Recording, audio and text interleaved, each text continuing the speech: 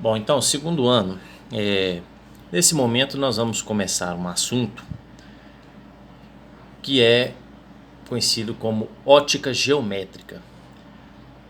Por que ótica geométrica? Vamos entender o seguinte: quando nós estudamos a luz, nós percebemos que ela tem uma dualidade no seu comportamento. A luz ela pode ser estudada tanto do ponto de vista da propagação e dos fenômenos ondulatórios, os fenômenos referentes a ondas, né? Então você tem interferência, difração, polarização, espalhamento, entre outros. Tudo isso são fenômenos característicos de ondas.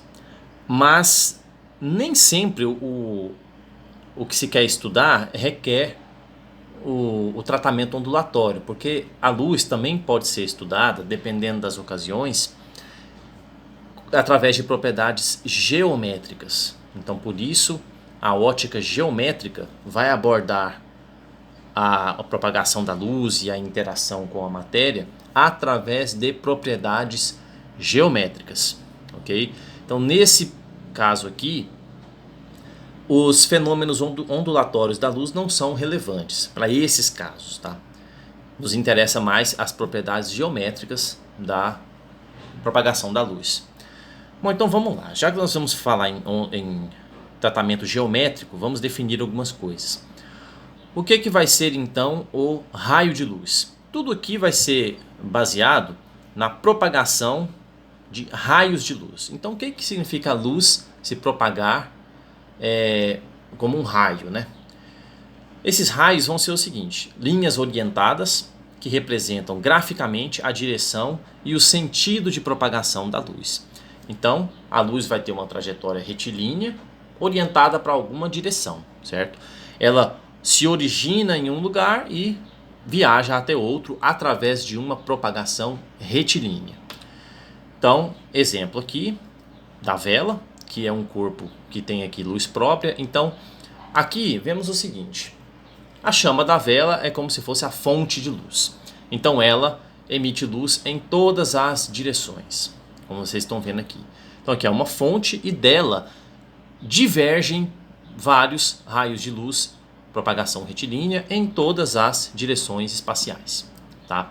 E é claro, por que nós conseguimos enxergar a vela através desse modelo aqui? Porque alguns dos raios de luz chegam aos nossos olhos. E o nosso olho é um instrumento óptico que processa essa informação e gera imagem, tá? Então, esse seria aqui raios de luz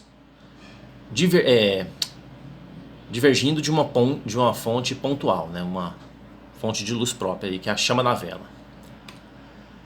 Bom, os feixes de luz a gente pode entender como se fosse um grupo de vários raios, como se fosse assim, um conjunto de raios. É chamado de feixe de luz. Então, esse feixe pode ser convergente, ou seja, eles vêm de várias direções do espaço e convergem para um ponto.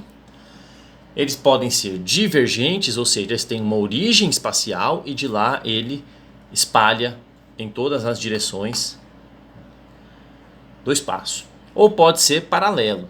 Um feixe paralelo quer dizer que os raios de luz viajam, né, paralelamente uns aos outros. Aqui vem também alguma propriedade interessante, que é o princípio da reversibilidade dos raios de luz. O que essa figura está mostrando? Você tem aqui um arranjo com dois espelhos, né, que são duas superfícies refletoras. E aqui você tem um holofote, né, nessa figura A. Ele orientado desse jeito aqui, nessa posição, veja o que ocorre. Ele tem um feixe paralelo de luz que vai incidir aqui no espelho, será refletido, né, reflexão regular, lembrem disso, ó, o mesmo ângulo de reflexão para todos. Então o feixe que incidiu paralelo, refletiu paralelo. E aqui vem esse feixe em outro espelho, reflexão regular também. O feixe que incidiu paralelo, refletiu paralelo. Ok. E aí esses raios estão aqui viajando agora nessa orientação. O que é o princípio da reversibilidade? Veja o que acontece na figura B. Se você trocar de posição, já que os raios vieram para cá, né? Se você pegar o holofote e trouxer ele para cá, na mesma orientação, Os raios farão a mesma trajetória, né, o mesmo caminho, só que no sentido contrário, né? Então, farão a viagem no sentido contrário. O princípio da reversibilidade, ele explica muito bem aquele fenômeno que a gente observa no espelho, né? Se você está vendo alguma pessoa pelo espelho, ela também está te vendo. Por um princípio simples da reversibilidade. É como se fosse isso aqui. Se você daqui enxerga uma pessoa de cá, ela de cá também te enxerga aqui, certo? Então, esse fenômeno é explicado pelo princípio da reversibilidade. É como se os raios fizessem, você trocar a posição aqui, é como se eles fizessem um caminho de volta, ok? Esse outro efeito aqui, também bem conhecido, que é o princípio da independência dos raios luminosos. Então, se os feixes se cruzam, isso não vai fazer muita diferença, né? Se você tem esse holofote para iluminar essa pessoa aqui e este para iluminar essa pessoa, o fato dos feixes se cruzarem aqui não vai fazer muita diferença, tá? Claro que aqui, se você pensa no tratamento ondulatório, aqui tem interferência e tal, tem aquela figura de interferência, mas depois isso se desfaz e os raios continuam sua trajetória normalmente. Então, o princípio da independência está dizendo isso. Se os raios de luz se cruzam, eles não vão causar nenhuma diminuição aqui na luz que chega aqui ou aqui, certo? Os raios são independentes. Certo, agora falando em fontes de luz, né, nós temos duas classificações: fontes primárias e fontes secundárias. O que seria então uma fonte primária? São os corpos que emitem sua própria luz, eles possuem luz própria. Então temos vários exemplos disso, né? Sol, estrelas, né? Claro, o Sol também é uma estrela, uma vela acesa, uma lanterna acesa, etc. Então, um objeto que emite a sua própria luz. E um corpo iluminado é uma fonte secundária, ou seja, ele não tem luz própria, mas ele reflete uma luz de outro corpo, né? Então nós temos aqui todos os outros objetos, né? Qualquer objeto que não possuir luz própria, ele é uma fonte secundária. Por quê? Porque a luz vai incidir sobre ele e vai ser refletida, né? Então ele é uma fonte secundária. Então tudo aquilo que não estiver emitindo luz própria passa a ser enquadrado como fonte secundária de luz. E é exatamente por isso que nós enxergamos a todos eles, tanto os que possuem luz própria quanto os que não possuem, né? São fontes secundárias. No entanto, veja o segredo aqui, ó. Você consegue enxergar lápis, cadeira, etc., desde que incida sobre eles luz, né? Se você entra num quarto escuro, você não enxerga nada. Por quê? Porque nenhum objeto ali está sendo iluminado, né? Então, se ele não é iluminado, ele não reflete luz, então você não consegue enxergá-lo. Mas desde que você incida luz sobre os objetos, aí sim você vai conseguir enxergá-los, porque eles refletem a luz e parte desses raios chegam aos seus olhos e então você consegue enxergá-los.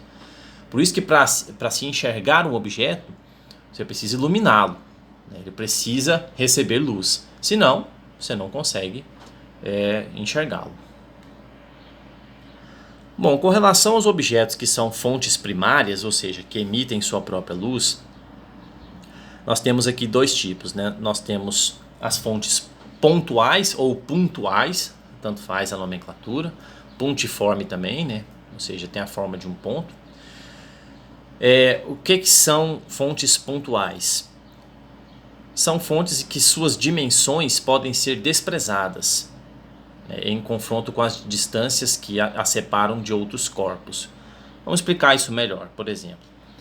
Vamos supor que você tenha um laser com uma pontinha ali bem fina mesmo.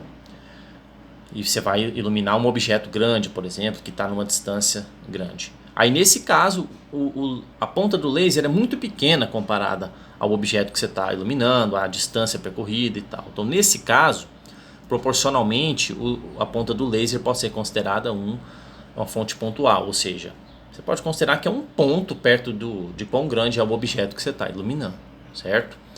Agora, fonte extensa é quando as dimensões do objeto realmente não podem ser desprezadas. Vamos supor que eu pegue uma lanterna, né, razoavelmente grande para iluminar a tela do computador. Bom, uma lanterna não é tão pequena comparado com um monitor aqui, né? Então, nesse caso, eu teria que considerar que a fonte é uma fonte extensa. As dimensões não podem ser desprezadas. E a dimensão da fonte, pessoal, vai ser particularmente importante quando nós falarmos mais à frente aqui agora há pouco, em sombra e penumbra. Tá? Essa questão da fonte ser considerada pontual, ou seja, a luz emana de um ponto, ou se ela emana de um objeto extenso, grande, vai fazer diferença para nós entendermos o que é sombra e o que é penumbra, certo? Então vamos adiante. Aqui também tem um outro aspecto interessante, que é da luz monocromática ou da luz policromática. Bom, o que isso quer dizer? O que é essa classificação? A monocromática quer dizer que ela tem só um comprimento de onda, só um tipo de luz. Por exemplo, a luz amarela emitida por lâmpadas de vapor de sódio. O que ele está dizendo é que nessa luz ali só tem o comprimento de onda da luz amarela. Simplesmente ela, entendeu? Não tem nenhuma outra. Agora, quando a luz é composta de várias cores ali, de vários tipos de luzes diferentes, cores diferentes, aí é a chamada luz policromática. Tá? Esses dois tipos de classificação são importantes para entender a cor dos objetos. Tá? Porque a cor aparente de cada objeto depende também do tipo de luz que está incidindo sobre ele. Tá? A luz policromática, se ela tiver todas as cores visíveis, beleza, você consegue enxergar a cor de todos os objetos. Mas se você incidir sobre um objeto uma luz monocromática, você corre o risco de enxergá-lo, mas não enxergar a cor dele, enxergá-lo ele todo preto. Tá? Isso ocorre por quê? Porque a cor do objeto tem a ver com a luz que ele reflete difusamente. Então, se você não incidiu sobre o objeto a cor que ele reflete difusamente, você vai enxergá-lo preto. Para você enxergar a cor dele de fato, característica, você tem que incidir sobre ele a cor que ele reflete dessa forma, difusamente. Então, a luz policromática, ela é como se ela contivesse todas as cores. E a monocromática tem apenas uma, certo? Essa é a diferença básica. Bom, aqui tem uma outra característica interessante, que eu até já comecei a falar sobre isso na aula passada, que é a do meio transparente, translúcido e opaco. Eu cheguei a falar um pouco disso quando eu falei em reflexão, absorção e transmissão. Estou lembrando agora. Então vejam aqui, ó, um meio transparente é aquele que grande parte da luz consegue atravessar, né, e você consegue obter uma imagem nítida, né, do objeto atrás do meio transparente. Então isso aqui caracteriza um meio transparente, uma imagem nítida formada atrás do meio. Este caracteriza um meio translúcido, ou seja, não passa luz suficiente para formar uma imagem nítida ali, tá vendo? A propriedade óptica do material não permite que seja formada uma imagem nítida por trás, né? Então esse meio é um meio translúcido, ok? Este já é um meio opaco. O meio opaco é aquele que os raios incidem e refletem, né? Ele então não permite que você veja o globo terrestre por trás desse quadro aqui, porque ele é opaco. Ele não permite passagem da luz. Okay? Então, transparente, você consegue ver com nitidez. Translúcido, você vê a imagem borrada ali por trás. E esse você não consegue enxergar. Esse é o meio opaco. Isso, agora vamos definir melhor como que a gente pode explicar a cor de um objeto. Bom, vamos entender o seguinte. Eu estou incidindo aqui luz branca no caso, luz branca policromática. Tá? Luz branca policromática, porque eu tenho todos os comprimentos de onda, todas as cores visíveis ali. Por que o objeto é enxergado como azul? A cor do objeto, como eu expliquei, tem a ver com a cor que ele reflete difusamente. Então, por exemplo, todas as cores, né, uma luz que contenha todas as cores é incidida aqui sobre esse objeto azul. Todas elas são, no caso, absorvidas. E o que ele reflete? Somente a cor aparente dele. Como ele reflete difusamente apenas a cor azul, então você enxerga o objeto azul. Se ele fosse vermelho, todas as cores incidiriam aqui sobre ele e ele refletiria a luz vermelha. Então a cor aparente do objeto tem a ver com o comprimento de onda específico, a luz específica que ele reflete difusamente. Tá?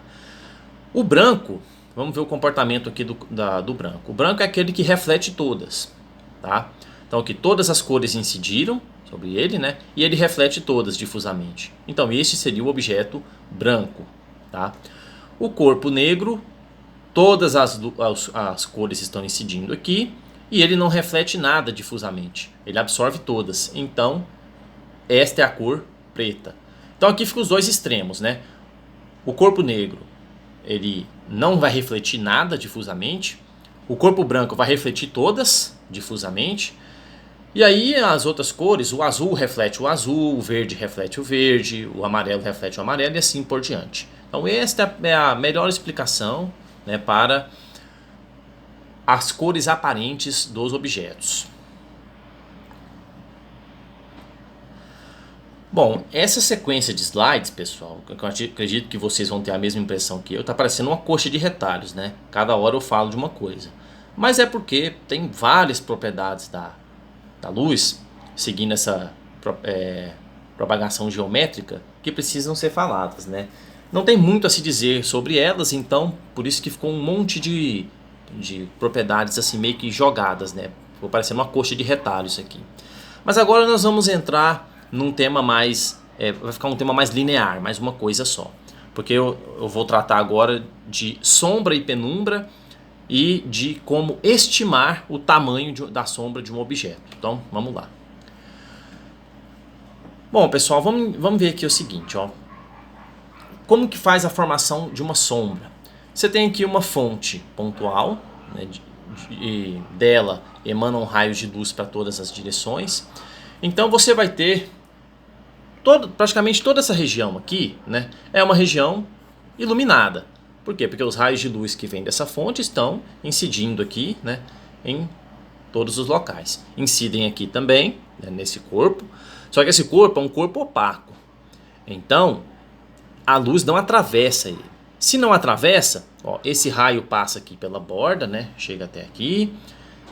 Esse raio passa pela borda, chega até aqui e assim por diante. Ou seja, como o corpo é opaco, ele define uma região de sombra projetada aqui no anteparo. A sombra é justamente a região não iluminada, né? Aqui para cima passa luz, aqui para baixo passa luz, aqui para o lado também, mas essa região não chega luz aqui porque o corpo é opaco, né? Então ele limita, tem aqui um limite físico, né, para que a luz possa passar. Ele passa em volta, né? Tudo que incide aqui é bloqueado. Então você tem uma formação de sombra aqui atrás. O que ocorre aqui? É possível fazer, já que a propagação é geométrica, né, é ótica geométrica, então através de propriedades geométricas nós conseguiremos relacionar tamanho do objeto com o tamanho da sombra projetada por ele. Tá? Exemplos assim nós faremos na lista de exercícios. Aplicaremos regra de 3, semelhança de triângulos para estimar tamanho da sombra e tamanho da sombra e tamanho do objeto. E vejam que este objeto aqui, ele só gerou sombra, né? Por quê? Porque aqui é uma fonte pontual. Agora nós vamos falar da diferença entre sombra e penumbra. Vamos entrar propriamente nessa parte aqui. Certo? Sombra e penumbra. Vamos definir a diferença entre as duas. Bom, pessoal, vamos pegar esse aqui, ó. Uma fonte pontual de luz. Aqui tem um anteparo, né? Um objeto opaco que bloqueia a luz não passa por ele. Então esta região aqui é iluminada, essa região também, e aqui é uma região de sombra, onde os raios de luz não alcançam, ela fica escurecida, né? Agora, vejam a figura de baixo. Quando a fonte de luz tem uma dimensão a ser considerada, ela não é uma fonte pontual, o que acontece? Dessa fonte, ela emana raios para todas as direções, certo? Então, esse ponto tem raio de luz que vem para cá, tem raio de luz que passa aqui, né? Vai ter outros que vão incidir aqui, não vai atravessar, mas vai ter uns que vai passar para cá, tá vendo? Então aqui esse ponto também já consegue iluminar aqui embaixo. Desse outro extremo da fonte também. Esse ponto manda luz para baixo, manda luz para cá, manda luz aqui que não vai passar e manda luz aqui também. Então ele também ilumina essa direção aqui. Então o que acontece? Como esse ponto tem luz que chega até aqui e esse ponto também tem luz que chega até aqui, essa região não fica tão escurecida assim, tá? Porque tem raios de luz passando ainda nas extremidades aqui. Então essa região não é totalmente escurecida, ela é parcialmente iluminada, tá? E aqui embaixo também. Então, quando a fonte é extensa, você tem formação de sombra, que é essa região aqui totalmente escurecida, mas você também tem formação de penumbra, que é uma região ali parcialmente iluminada. Então esse efeito ocorre quando a fonte é extensa, tá?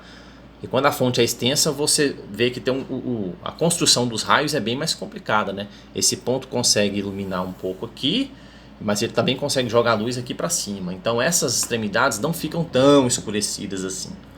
Por isso tem a formação de penumbra. Quando é fonte pontual, aí sim, só forma sombra. Mas quando tem fonte extensa, aí forma sombra e penumbra, certo?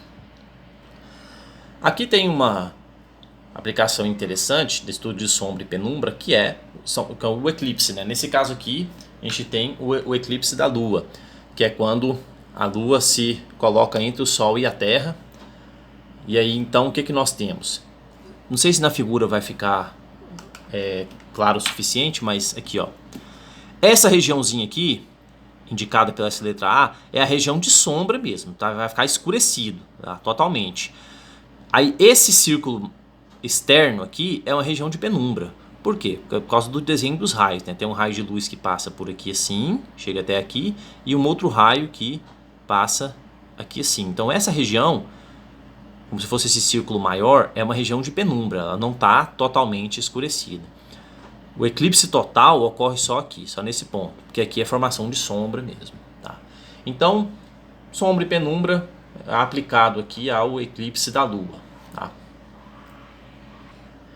Bom, agora nós vamos entrar aqui na parte que é mais de conta mesmo, que é fazer, como eu disse, regra de 3, semelhança de triângulos, para estimar o tamanho da sombra, né? O tamanho da sombra calculado como proporção do tamanho do objeto.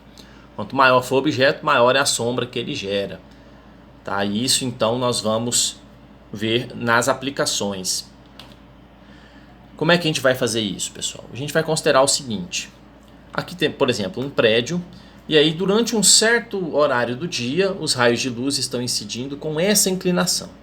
Então, quando eles incidirem com essa inclinação, aqui ó, incide aqui. O prédio é um objeto opaco, ele bloqueia a luz. Então, se ele bloqueia esses raios aqui, essa região aqui não está sendo iluminada, né? Essa região é de sombra. E aí passa a ser iluminado só a partir daqui. Então, daqui para frente, região iluminada, e aqui é a sombra do prédio. Claro que o tamanho da sombra muda durante o dia, porque a inclinação dos raios solares muda, né? Então, no meio-dia, ao meio-dia, está aqui em cima, então praticamente não tem sombra. Depois, da parte da tarde, começa a mudar de lado a sombra. Okay? Então, veja que o que formou aqui? Formou um triângulo, né? Nós vamos estudar tamanho de objeto e tamanho de sombra baseado em semelhança de triângulos, baseado em regra de 3. Sempre nos baseando desse modelo, propagação ondulatória, propagação retilínea dos raios de luz, ok? O edifício é opaco, ele bloqueia a luz, então aqui ele gera uma região de sombra, ok? E aí a partir daqui, região iluminada. Então nós vamos comparar tamanho de objeto com tamanho de sombra. Tá, isso vamos fazer nesses exemplos aqui. Eu vou ensinar para vocês as contas. Esses dois exemplos aqui. Um muro de 2 metros de altura produz uma sombra de 60 centímetros. No mesmo instante, um prédio produz uma sombra de 15 metros. Determine a altura do prédio. E o 2, em uma certa hora do dia, um edifício de 20 metros de altura gera uma sombra de 80 centímetros no chão. Sabendo disso, determine o tamanho da sombra gerada por um muro de 2 metros de altura que cerca o edifício. Então nós vamos fazer conta agora com esses dois problemas. Tá? A lista vai conter também algumas propriedades da luz para vocês exercitarem, né? Como eu falei, isso aqui é uma coxa de retalhos, cada hora eu estou falando de uma coisa, mas tudo isso são propriedades da luz quando se trata de ótica geométrica, tá? Então, tudo isso aqui também é importante. E agora eu vou resolver esses dois exemplos aqui para vocês, tá? Que vai servir de base para a lista. Bom, pessoal, então, em termos práticos, na hora de nós resolvermos os exercícios para calcular tamanho de sombra, eles serão todos resolvidos por regra de 3. Nós formaremos uma figura com triângulos semelhantes. Então, semelhança de triângulos vocês resolvem por regra de 3. Você vai conseguir fazer a estimativa da sombra ou do tamanho de um objeto desde que naquela região tenha algo para servir de referência. Então, você está sempre comparando um objeto que tem tal tamanho de sombra com outro que vai ter um outro tamanho de sombra. Okay? Sempre comparando. E aí a regra de 3 vai ficar da seguinte forma: você pode montar desse jeito. O quer dizer objeto, S quer dizer sombra. Então você tem dois objetos. Eu estou chamando aqui de objeto 1 e aqui de objeto 2. Então a semelhança de triângulos, né, que vai resultar na regra de 3, vai dar essa expressão aqui. Vocês podem sempre partir dela. Okay? O tamanho do objeto sobre a sombra dele é igual ao tamanho do outro objeto sobre a sombra dele. Então, objeto 1 sobre a sombra 1 igual ao objeto 2 sobre a sombra dele, que é a sombra 2. Bom, podem usar sempre desse jeito. Vamos lá então. Vamos mostrar como é que fica o exemplo 1. O exemplo 1 diz: um muro de 2 metros de altura produz uma sombra de 60 centímetros. No mesmo instante, um prédio produz uma sombra de 15 metros, mas ele não fala o tamanho do prédio, só fala que o prédio está projetando uma sombra de 15 metros. Então, determine a altura do prédio. Ok. Nesse caso, pessoal, vocês vão entender o seguinte: vocês têm que desenhar prédio e muro na mesma região, né? Próximos um ao outro. Por quê? Porque estando próximos um ao outro, naquela região ali do planeta, você considera que os raios de luz estão incidindo com a mesma direção, certo? Então vamos lá. Tanto o muro quanto o prédio estão gerando sombra. Então, entenda o seguinte: você tem aqui então um prédio, ok? Vamos construir um prédio aqui. Aqui está sendo o nosso prédio.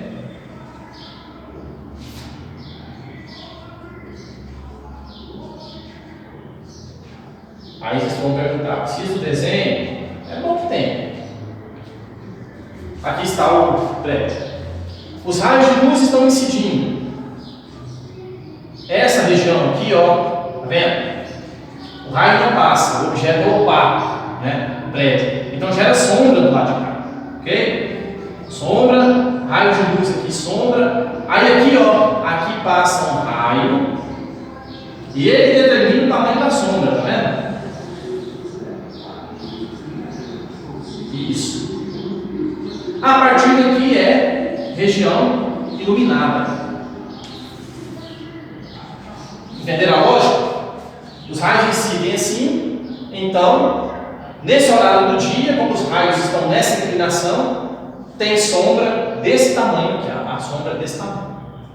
Aí nós sabemos da experiência do dia a dia, né? Conforme o sol vai se projetando aqui, vai subindo, o sol do meio-dia quase não gera sombra, né? Porque ele está em cima. Aí conforme ele fica inclinado de novo, a sombra muda de lado e a sombra passa a ser de cá. Isso é visível no dia a dia, né? Então tá bom. O prédio gera uma sombra aqui. O que acontece? O prédio tem uma altura que você não conhece, ok? Mas aqui está dizendo que o prédio gera uma sombra de 15 metros. Então aqui, ó. Aqui o prédio gera uma sombra de 15 metros. Beleza. Isso a gente sabe. Aí o que acontece? O muro está gerando uma sombra de 60 centímetros, ok? E o muro tem 2 metros de altura. Então você desenha um muro aqui, ó. Pode desenhar um muro aqui na frente, por exemplo. Imagine que o muro tem 2 metros aqui de altura, né? Aqui é o muro. Ele tem 2 metros de altura. E ele está gerando uma sombra de que tamanho? 60 centímetros. Então aqui, o muro gera uma sombra de 60 centímetros. Ok? Você vai fazer regra de 3 aqui. Ó. Tamanho do objeto sobre a sombra dele. Tamanho do objeto sobre a sombra dele. Ok? Então, vamos colocar na fórmula.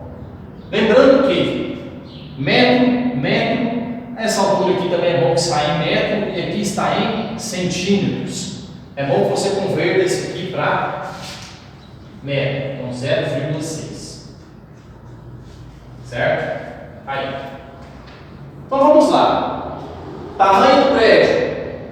Objeto 1. Vamos botar aqui. Este eu não sei. É o que eu vou descobrir. Sobre a sombra dele. Com a sombra do prédio, 15. Tamanho do muro, 2 metros. Sombra dele, em metro, 0,6.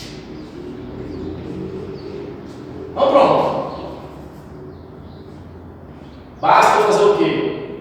Esse termo, se você multiplicar cruzado, você também consegue resolver. Só que já vou fazer isso aqui direto. Ó. Esse 15 que está dividindo, passa para cá multiplicando. Então eu passo a ter que o objeto 1 é 2 vezes 15 sobre 0,6. Certo? 2 vezes 15 é 30. Então eu tenho aqui que o objeto 1 é 30 sobre 0,6. Bom, isso aqui, pessoal, vai dar 50 metros, tá bom? Então, 50 metros. Ou seja, esta é a altura do prédio. 50 metros. Então, sempre, se for possível fazer o desenho, é bom para vocês identificarem o que está acontecendo. Tá? Os raios de luz estão bloqueados aqui, então tem a região de sombra. E aí aqui então você compara o tamanho do prédio com a sombra dele, o tamanho do objeto com a sombra dele. Bom, aplique sempre daquele jeito ali. Objeto sobre a sombra dele, objeto sobre a sombra dele. Bom, então vamos para o próximo exemplo. Bom, pessoal, vamos então ao número 2, né? Em uma certa hora do dia, um edifício de 20 metros de altura, então esse aqui é 20 metros,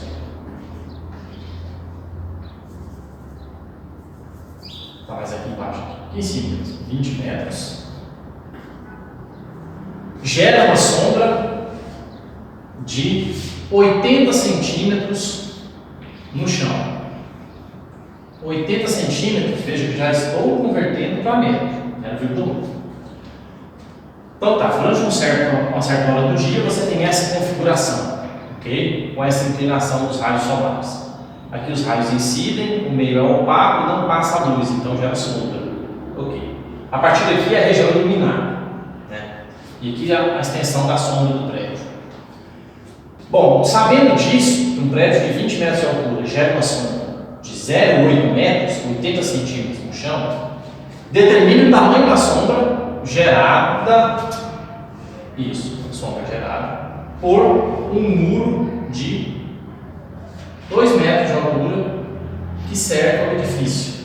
Então aqui tem um muro de 2 metros de altura. O tamanho da sombra dele vai ser esse tamanho aqui. Ok?